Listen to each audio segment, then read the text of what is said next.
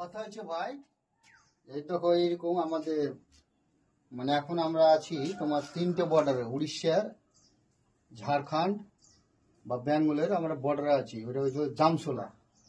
তো এরকমই আমাদের এখানে সেন্টারিং হয়। এই যে কলমটা ফিট করব, এই কলমটা দেখাচ্ছি আমি, তো দেখতে থাকো। কেউ স্টুপ করার উপর দিকে ভিডিওটা তুলবে না। তো কীরকমভাবে আমাদের দিকে ফিট করতে, এরকমভাবে সেন্টারিং করে ফিট করলে অসুবিধা হবে না। একটা বোর্ড ভিডিও করার লেগে চ্যানেলে তোমাকে দেখাচ্ছি একলাই। হ্যাঁ, তো কথা হয়েছে কি যে এই এটা এখানে ফিট করবো, বুঝতে পারছো? তো এটা উলুম করতে হবে, বুঝতে পেরেছ? তো যাই হোক, এরকম ভাবে কাজ করলে